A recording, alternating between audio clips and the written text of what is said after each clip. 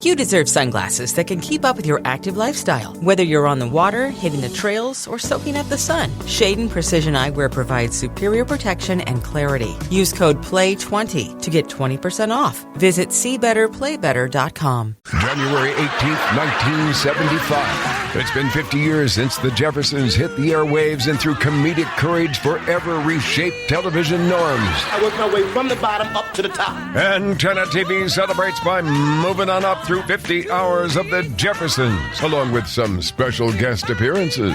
Still moving on up, the Jeffersons 50th Anniversary Marathon, starting January 18th, only on Antenna TV. Oh, that sounds like fun.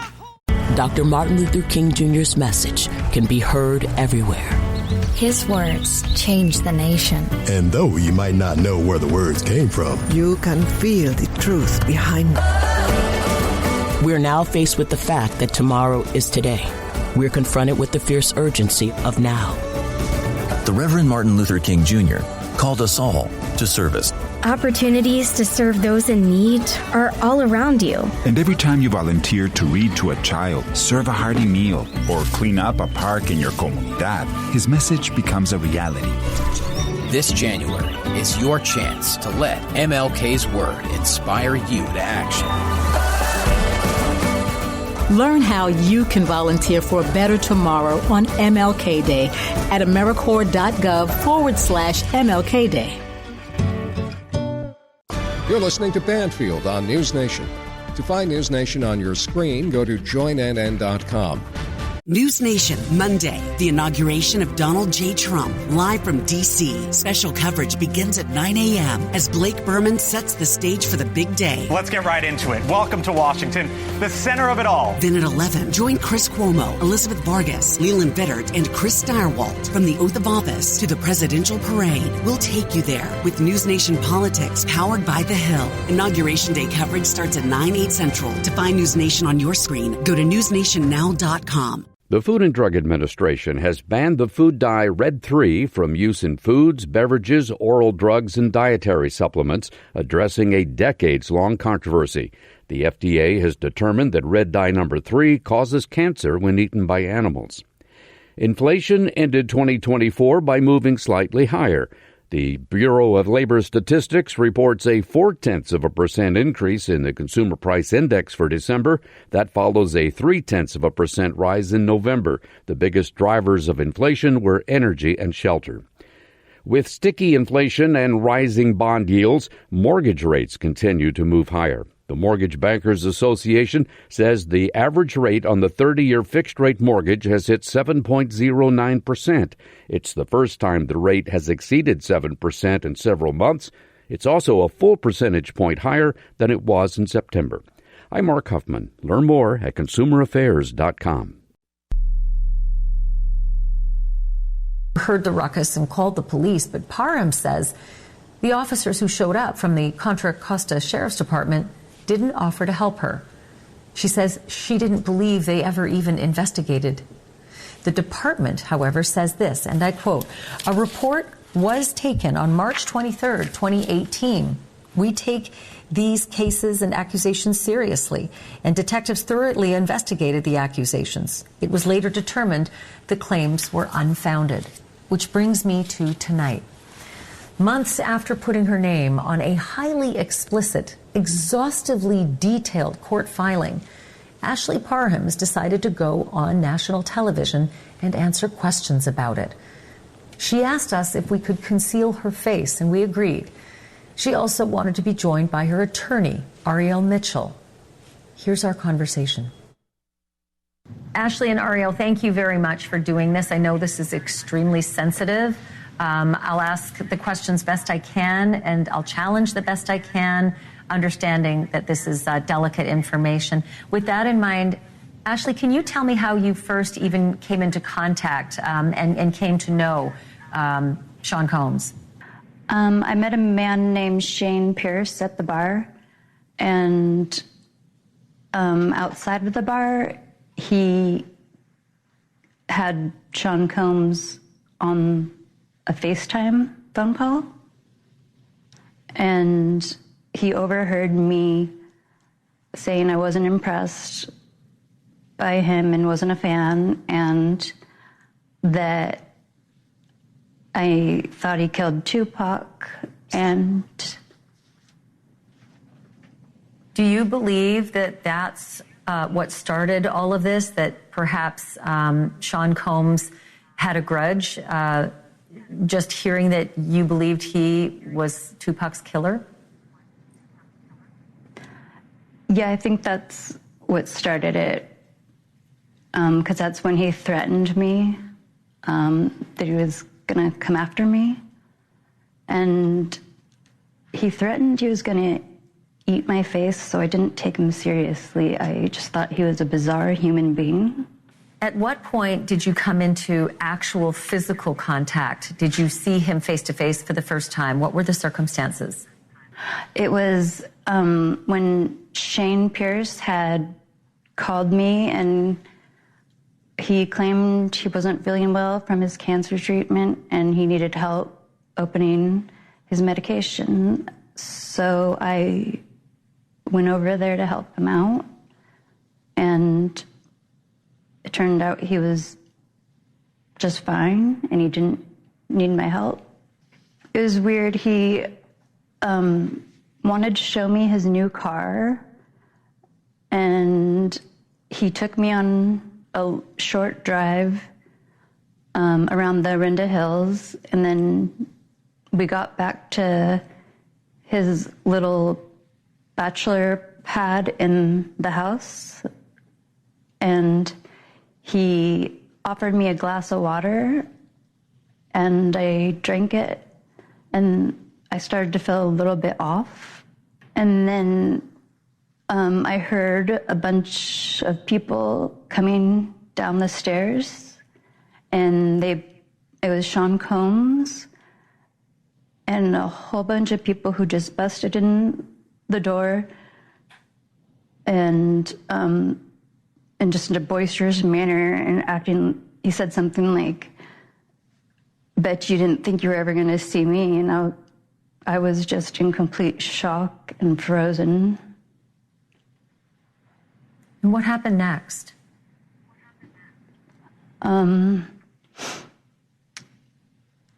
He basically started threatening me with human trafficking, and that they could take me anywhere and sell me. He had Christina Coram. He ordered her to insert a copper IUD into my vagina, but luckily it deployed before she could actually get it inside me, like inside the cervix. And that's when Sean Combs got extremely angry, and he grabbed the TV remote and sexually assaulted me vaginally with the remote extremely violently. Where in the apartment did this happen? It was in the house. It has a little studio apartment underneath the house, and it was on the bed because it was a really tiny apartment. And was everyone in that party present? The people who had all descended down those stairs into that studio apartment, were they all present witnessing what was happening to you? I heard more people upstairs that I didn't see, so I'm not incredibly sure how many people were there. In the room with me, it was Sean Combs, Shane Pierce, Shane's friend, who I don't know his name yet, what he called was a bodyguard, who later claimed he was a correctional officer or undercover officer, but he wasn't. And then Christina Coram and another white woman who I don't know her name. Did you know who these people were, or have you come to learn who they are because of the alleged assault that happened? I learned who they were afterwards, other than Sean Combs. And so now, if you can, and I'm sorry these questions are so difficult. I'm following along with the affidavit for the most part. Can you tell me what happened after you say Sean Combs allegedly raped you with the TV remote? What happened after that in that bedroom with all of those people present?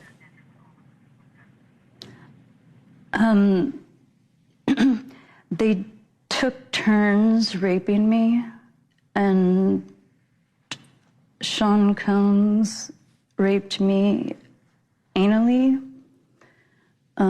Shane Pierce also raped me, but vaginally. And the bodyguard guy, he raped me as well while Sean Combs was sitting in a chair naked, filming it and jerking off to watching me being raped. Sean Combs was masturbating while you say the other members of his party were taking turns with you? Yeah. And what happened next? And I looked for my stuff, my shoes, my clothes, my purse, my keys, and my phone, and none of it was there. And I found a random large black t-shirt. So I put that on, and the knife that Sean Combs had put against my face earlier, where he wanted to cut my face, and Christina Coram told him that it wouldn't be good for human trafficking me, that clients wouldn't like it. I found that knife because they had left it in there. So I tried to hide it on my left side underneath partially of the t-shirt. And I stepped outside, and that's right where the bodyguard with a gun was, and they told me to sit down. So I sat down on this makeshift bench out of buckets and a plywood, and I just had to sit there and just kind of listen to Sean Combs brag about what he did to me, and that he's gotten away with more serious crimes and no one would believe me. And he mentioned Tupac. And to be clear, this is outside now. This is in the backyard. You have now moved out towards the backyard where they are all sitting outside? Yeah, they were all in the backyard, sitting outside, just having fun with each other, and they were smoking and drinking, like it was just a normal day for them. So what happened after that? I was sitting there on the bench, and I wasn't allowed to leave. At one point, Sean Combs threw a fanny pack at me that was full of drugs, and I got angry, and I threw the fanny pack into the bush, and that's when the bodyguard told me that I had messed up and to go get it, and Sean quickly said, no, she needs to stay there. Someone else go get it. So I couldn't get up from the seat. He was just trying to brag about all his celebrity friends. And I just didn't want to listen to him. I just was sitting there until I could try to run. But there were so many people, around the house and up above near the actual house's backyard, where there's a patio where Christina Coram and a bunch of people were just hanging out and smoking and chatting and having fun.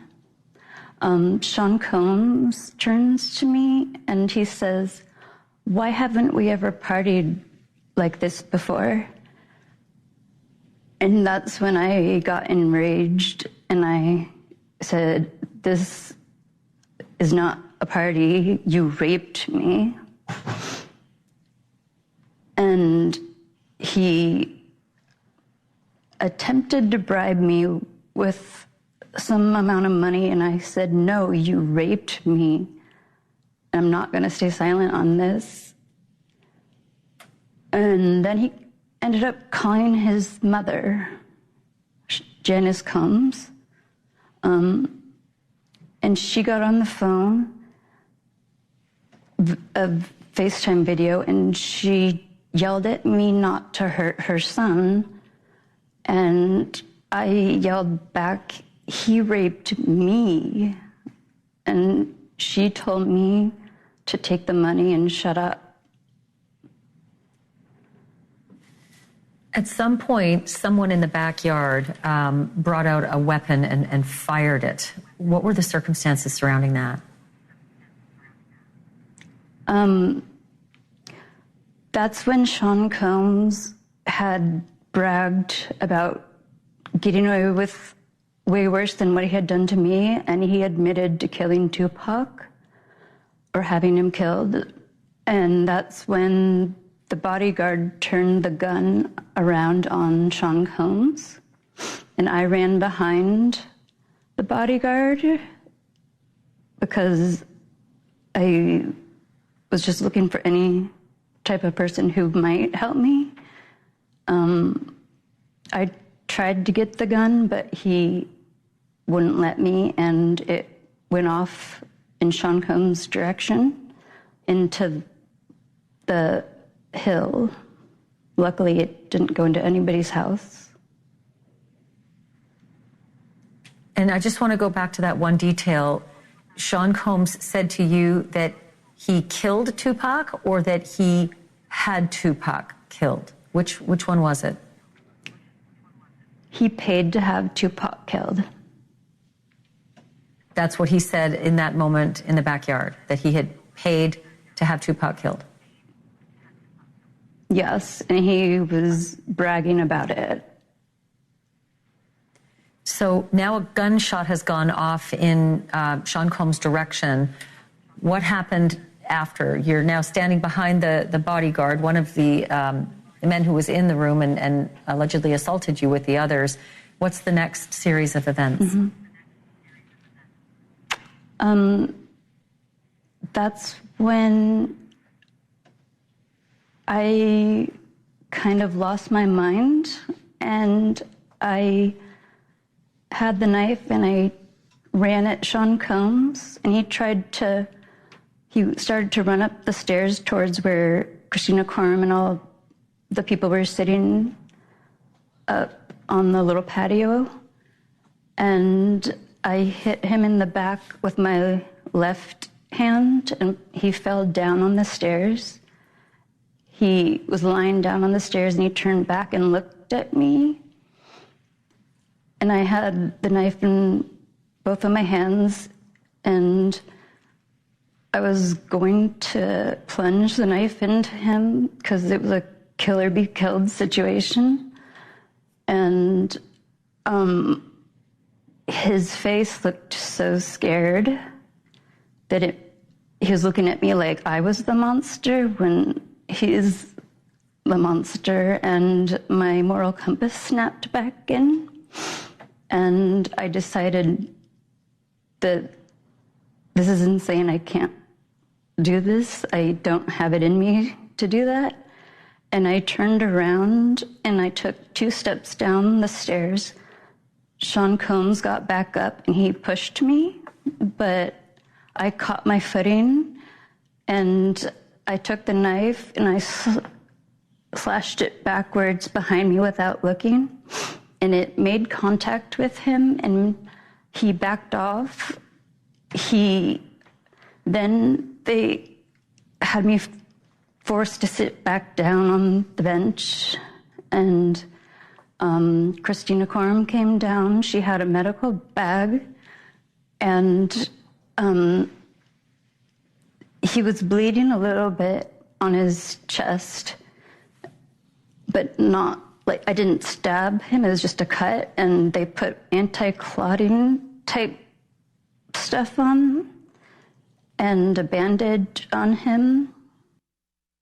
Coming up next, what happened after the attack? And not only that, what is Sean Combs and his lawyers, what are they saying about all of these very disturbing allegations? We'll have that for you in just a moment.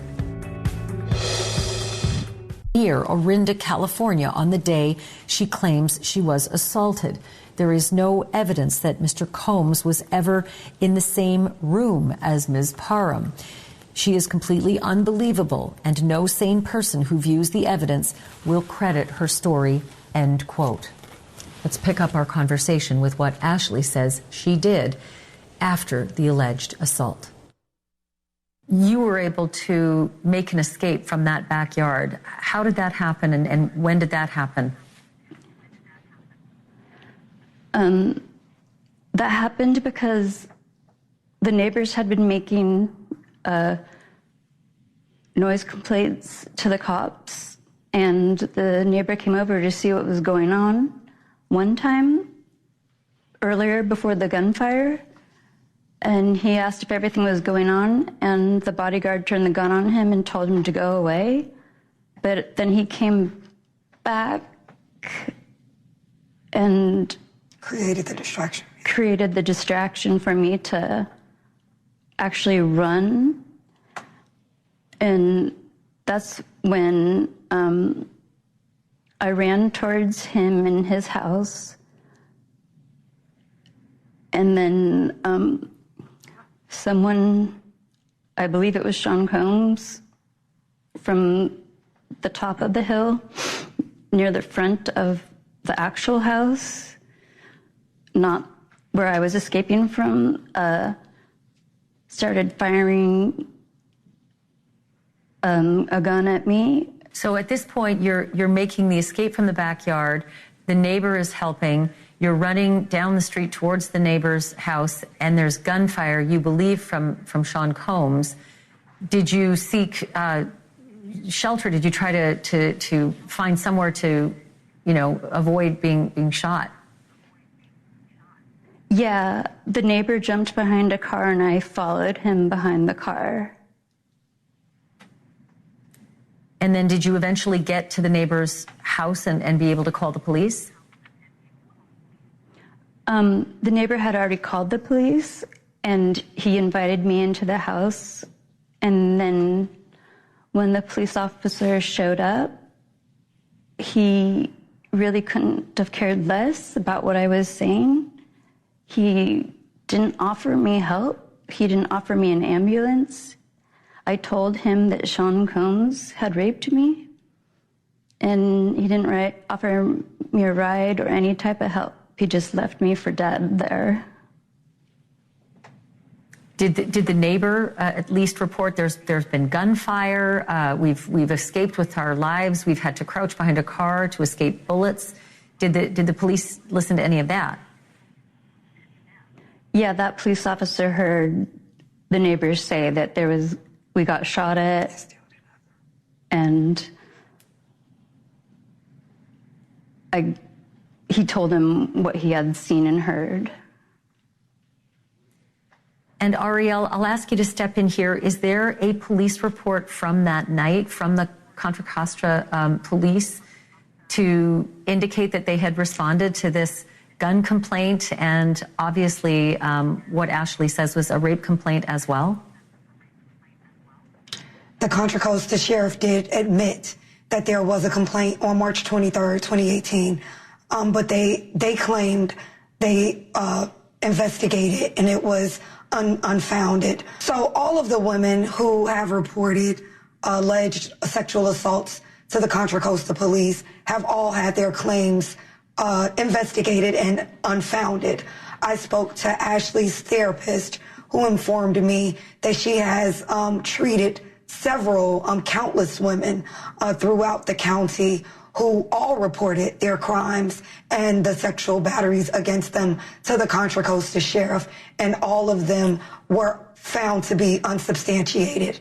I actually have spoken to 2 individuals, one of whom is a rape victim of Shane Pierce, who was raped by Shane Pierce 6 years before this incident happened to Ashleigh.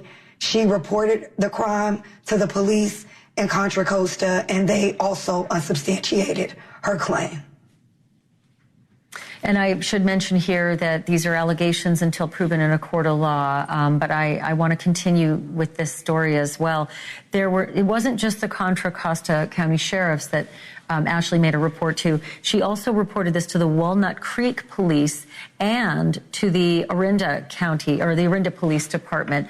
Ariel, was there any response from those police departments?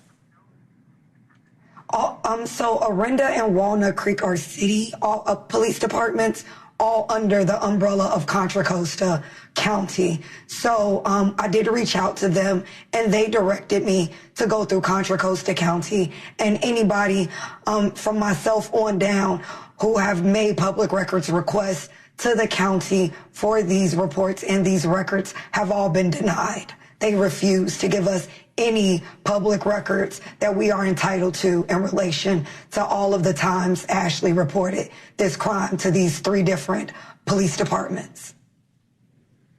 And I'm assuming this is still part of the investigation in the lawsuit. So I just want to carry on with what happened next in the series of events. Ashleigh, the police leave, you're at the neighbors. What do you do next? The neighbor offered that I could sleep on the couch, but after everything I had been through, I just didn't trust anyone. And I knew that they had all left because there was speeding vehicles and screeches when they left. So I just didn't know what to do. I was in a state of shock, and I went back into the apartment to get my belongings, but they were all gone. And the adrenaline and had worn off, and my body was just fully exhausted. And I was alone in the room, and I just ended up falling asleep. And I know that doesn't make any sense to people, but the Orinda Hills are incredibly dark and windy roads with no street lights. The idea of running half naked down to police who weren't going to help me anyways wasn't going to happen, because I assumed that they were going to, Sean Combs people were waiting for me if I tried to leave. I just lost faith in humanity and kind of just gave up and lied in the bed in a catatonic state until I fell asleep. And Shane brought you back. And then what happened when you woke up? And when I woke up, Shane appeared and he gave me back my stuff, and he was pretending like nothing bad had happened. So I just went into a fawning type state and was like, okay, we'll just play the game he's trying to pull so I can get out of here. And he gave me my stuff back, and I got to leave. How did you make your way out of there? You now had your keys and you could drive away from this crime scene? Yeah, I had to use GPS to get back to the freeway because it's not an area I know. And I was able to drive and get home. And when I got home, I was just so destroyed. I just lied in my bed for 3 days, not eating, not sleeping. I couldn't function like a normal human being. Ashleigh, the tough question, not just from me, but from any opposing counsel, that would be Sean Combs' lawyers in this case, if it goes to trial. The tough question will be, why would you return to the scene of a gang rape, a shooting, a knifing, and a harrowing escape under gunfire after finding safety at a neighbor's house where he offered to let you stay there? Why would you have returned to such a terrible scene? Everybody was gone from the place, and I was not in a headspace where I could trust the neighbor because I don't know him, and I was kind of afraid to stay in that house. And I had tried to find my keys so I could at least hide in my car. I kind of just gave up on life, honestly. If they had killed me that night, I wouldn't have cared at that point. And again, I'm sorry to ask these tough questions. I do think that, I was going to say, and I'm sorry that I have to ask these tough questions. I feel like Sean Combs' lawyers will be a lot tougher than I am. It's hard to understand from an outside perspective why you'd feel less safe with a neighbor who rescued you than walking back towards the crime scene where all those horrible things had happened before you could truly know for sure there was no one still left in that home. Ashleigh, I'm going to jump in here because I really feel we're looking at things from a very logical standpoint. You nor I have not been in that situation. And anybody attempting to judge the mindset of somebody in that situation, it is ludicrous, honestly. How could you not understand why we would logically not experiencing that? Of course you would say, oh, well, why wouldn't you just stay with the neighbor? The neighbor is a stranger too. She's just went through this very great ordeal, not knowing where to go, what to do. And now there's this other stranger who's introduced where she was with the police and nothing happened. Logically to me, trying to go back to get her stuff seems the most reasonable. She doesn't have her clothes on. She doesn't have her phone, her purse, her keys. And now to expect her to now go stay with a complete stranger and not even attempt to, I guess, get out of there entirely when she thought it was safe to at least go back to retrieve or at least find her possessions. She thought everyone had left. So would you prefer an empty space or a space with this random person that you don't know after you had just been violently gang raped, threatened with your life, threatened to be sex trafficked?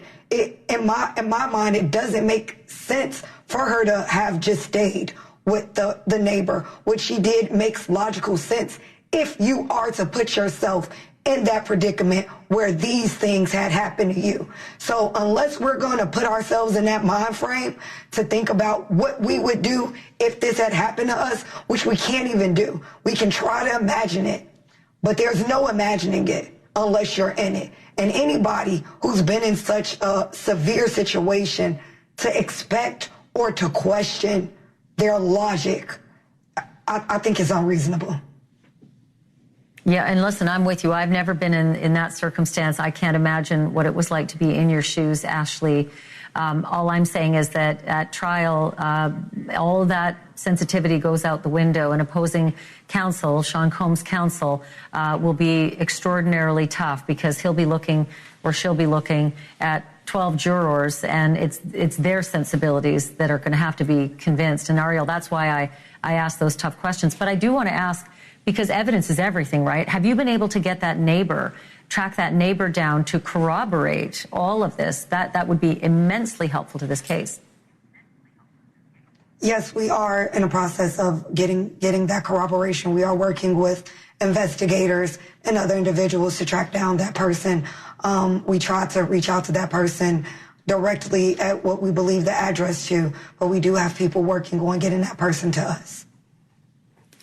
Does that person still live in that home? And does Ashleigh know what home it was? I understand how confusing a scene can be. It can be easy to, in the dark, certainly, to not remember which house it was. Do you know which house it was and who the neighbor is? No, we're not exactly sure. That's why I hired PI to get that done. I do know what house it was. Well, not the house. I was talking about the person, yeah. Yeah, but we know the building, right. The neighbor, he didn't offer to take me to the hospital or the police, so I couldn't trust him either as well. Just to let it be known, outside of the person, the neighbor, the Contra Costa sheriff has already confirmed that a report was made that night. So to the extent there is no dispute whether or not a rape was reported that night. So that's not in question. Coming up next, Ashleigh Parham mentioned there were others in the room, standing by, watching, even helping. And when she says help, some of that involved an IV and medicine. Coming up after the break, what she says happened next and how she got out of the situation. Special report on what may be the single most sensational of the now more than 24 lawsuits that are facing Sean Diddy Combs, P. Diddy. An accuser named Ashleigh Parham has outlined in court papers and is now telling us in person how she was allegedly gang raped, drugged, shot at, and threatened by Combs and his associates. She further says she was given enough drugs to kill a horse on the night of the alleged attack. I asked her about that. Do you think that the water that you'd been offered prior to them arriving was drugged? And did you feel as though you were under any kind of influence at this point of the alleged gang attack? The oil too. Yeah. I did feel a little bit off from the water, but before they raped me, Sean Combs pulled out a bottle of what turned out to be oil, and he doused my whole body in it to the point my hands were dripping, and I couldn't push anybody away from me. And then I just slowly, like, my body started to not function properly, and I wasn't able to fight back or do anything. And then in the affidavit, you mentioned that as the alleged gang rape is ending, Sean Combs takes a pill out of a bag and he puts it in your mouth. Do you know what it was and what effect did it have? It was a white circular pill. I don't know what it was, but I'm assuming it was like Plan B or something, because the copper IUD didn't work. Did it have any kind of drugging effect on you? Did you feel as though you became even more incapacitated afterwards, or did it have no effect on you? I was pretty incapacitated, so it didn't feel like it did anything more to me. Did that party all eventually leave the room and leave you in that state, or what happened after the gang rape ended? Christina Coram came over. I was hanging halfway off the bed, just kind of lifeless, and she came over to check on if I was still alive and breathing and stuff. And she had a bag that had IVs and little medical bottles that I don't know what would be in them. I do remember that they did put an IV in me, but they didn't have a stand. And they put it on top of the table near where Sean had been sitting. And I remember that I grabbed at it and it fell to the floor, and the bodyguard was still in the room, and he put it back on the table saying it wouldn't work if it was on the floor. Coming up after the break, when it comes to a civil suit, it all comes down to the evidence. What can you prove about what you say in court papers? And as it turns out, Ashleigh Parham went to the hospital and there is a report. We're going to talk about that next. When a parent sees their child smile, they see hope. Aleem hoped that his son Rajib would have an easier life than he had. You see, Rajib, just like his father, was born with a cleft. But thanks to Smile Train, both father and son received free, life-changing surgeries, transforming their smiles into symbols of hope. To learn more and support the Global Cleft community, visit smiletrain.org/learn. Smile Train, changing the world one smile at a time. You wanted to be cool, which led you to smoking, which led to a pack a day. Then you met that special someone, which led to starting a life with them, which led to wanting to live longer, which led to quitting. Then you heard you may be at risk for lung cancer, which led you to getting a low-dose CT scan. If you smoked, get scanned. Talk to your doctor and learn more at savedbythescan.org. Brought to you by the American Lung Association and the Ad Council. We asked parents who adopted teens to share their journey. When I met both of them, it was like my missing pieces were found. Like it was just like an instant, these are my kids. If you're considering adopting a teen, just do it. Kids need families. I don't care the age. Everybody deserves a family. Learn about adopting a teen from foster care. Visit adoptuskids.org to learn more. A message brought to you by Adopt US Kids, the U.S. Department of Health and Human Services, and the Ad Council. Ever lose your keys? Is that normal aging, dementia, or something else? Fear often stops us from asking for a simple checkup from the neck up.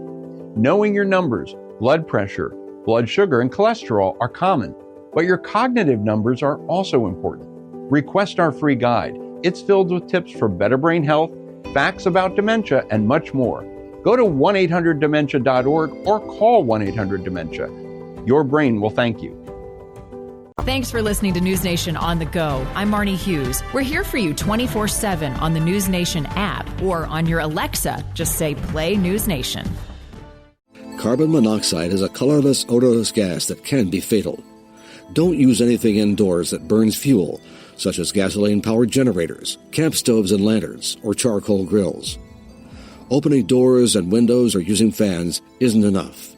Have your vents and chimneys checked to make sure water heater and gas furnace exhausts aren't blocked. If you feel sick, dizzy, or weak while using a generator, get to fresh air right away. From the U.S. Environmental Protection Agency. Heads up, athletes, coaches, and parents. Play for life, not just points. Hypertrophic cardiomyopathy, or HCM, is the leading cause of sudden cardiac death, especially in black athletes in sports like football or basketball. If you feel shortness of breath, chest pain, and fatigue, or have a family history of HCM, talk to your doctor. Don't let HCM bench you for good. Learn how to stay in the game at heart.org/HCM student athlete. Your heart, your health, your move. Did you know that 9 out of 10 Americans are sick of the divisions in our country? But there's one small step we can take to remember that we're still connected. All over America, strangers with different political views are coming together to talk about their lives, not politics, and discovering they actually have a lot in common. Because even if we don't see eye to eye, we can still talk heart to heart. So let's talk for a change. Learn more at takeonesmallstep.org. This is the Chef of Love, Chef Jannard, TV host and restaurateur. My grandparents harvested their land to sell food and share this overflowing bounty with our community. Grandma said, for every yam we pick, we give one away. In the world they cultivated, I love preparing and eating dinner with my family on Sundays. When our resources changed, food assistance programs sustained us. They gave me fuel to start my first culinary business at 16 years old, and inspiration to donate the extra food in my community. Through my life, I've developed an appetite to work with others to ensure everyone has access to the nutritious food we need to thrive. Together, we can help end hunger. Come on, join the movement with Feeding America by volunteering, donating, and advocating. Learn more at feedingamerica.org/act now. Brought to you by Feeding America and the Ad Council. And our highly trained techs can replace your windshield right at your home. Safelite Repair, Safelite Replace. Go to safelight.com and schedule a replacement today. On Medicare, living with diabetes, progress is having your coffee like you like it. The Freestyle Libre 3 Plus sensor is covered by Medicare for more people managing diabetes with insulin. This is progress. Ask your doctor today. Welcome back to our special report this Friday night. We're devoting this hour to a woman with a harrowing accusation that she was drugged and raped by Sean Diddy Combs and his entourage back in 2018. A woman who says she was treated at a hospital days later. She says a report from that hospital does exist. So I asked her what it contains and how it might back up her account. Here once again, Ashleigh Parham with her attorney, Ariel Mitchell. When you went to the hospital, was it immediately after the incident or was it several days later? And if later, were they able to do a rape kit that has some integrity to it due to the proximity to the incidents themselves? It was later. A couple of weeks later, right? A couple of weeks later, unfortunately. I didn't have the guts to go earlier, and I regret that. Talk about when you contacted your personal physician for the testing. STD testing. I contacted my primary care physician, and I told her that I had been raped, and she gave me all the STD tests and the HIV tests that all luckily came back negative. Understanding that the hospital report is in depth and lengthy, is there anything that you have in the hospital report that can prove or disprove Ashleigh's claims about what happened that night? It proves that she went to the hospital and that she reported a rape and that they did a rape kit. And of course, unfortunately, due to the delay, there was not much that was or could have been found. Again, allegations are allegations until they're proven in a court of law. And that is where we stand tonight with a harrowing story from a woman with unbelievable details, but they haven't reached a courtroom yet. That does it for us tonight. Don't forget to check out the NewsNation app for the latest on this and other stories from NewsNation. The key to unlock the next breakthrough in cancer research could be sitting in your driveway. Stand Up to Cancer's vehicle donation program makes it easy to turn your unwanted vehicle into funding to support innovative cancer research. So when you're looking to get rid of your old car, truck, motorcycle, RV, or boat, why not donate it to Stand Up to Cancer? You can be a driving force in cancer research. Donate your car today. Visit standuptocancer.org/cars to learn more. The more you listen to your kids, the closer you'll be. So we asked kids, what do you want your parents to hear? I feel sometimes that I'm not listened to. I would just want you to listen to me more often and evaluate situations with me and lead me towards success. Listening is a form of love. Find resources to help you support your kids and their emotional well-being at sounditouttogether.org. That's sounditouttogether.org. Brought to you by the Ad Council and Pivotal. Every day, women like me go to the doctor for annual checkups for conditions like breast cancer. Early detection saved my life. But women with disabilities face a cruel reality: inaccessible medical facilities and equipment. I went to a doctor's office I was told was accessible, but when I got there, I couldn't get through the front door. Our veterans deserve better. Help PVA fight for access at PVA.org. When the game is on the line, championship teams know the game plan. They communicate and work together to win. We all need a game plan to protect ourselves online. Talk to family and friends so they know how to stay safe too. Create strong passwords, turn on multi-factor authentication, update software, and recognize and report phishing, because online safety is not something you want to fumble. Get more game-winning tips at CISA.gov/secure our world. Then share them with family and friends. This is Cuomo on NewsNation's audio stream. Available 24/7 on the NewsNation app. Or just say, Alexa, play NewsNation. When your car is making a strange noise, no matter what it is, you can't just pretend it's not happening.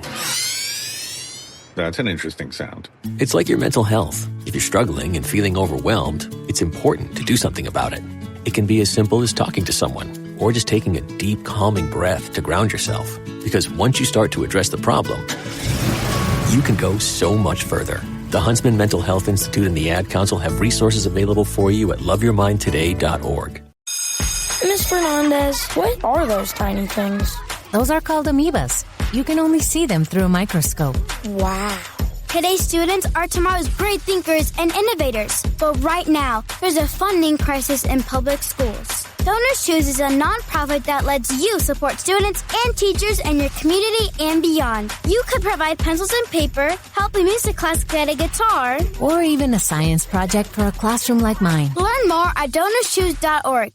The IRS is urging people to beware of ads that promise big money by claiming the Employee Retention Tax Credit.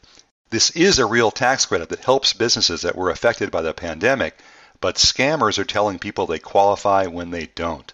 The scammer takes a fee and your personal information. If you're not eligible for the credit, getting conned by this could cost you a lot. The IRS doesn't want that to happen to you, so check the official information at irs.gov/ERC. Respiratory syncytial virus, or RSV, is a common seasonal virus, but it can have major implications on a patient's heart health. Most RSV cases involve mild cold-like symptoms, but up to 160,000 adults are hospitalized each year for more serious cases, and RSV can escalate chronic health issues. If you're over the age of 60, talk to your doctor to find out if the new RSV vaccine is right for you, and learn more at heart.org/RSV.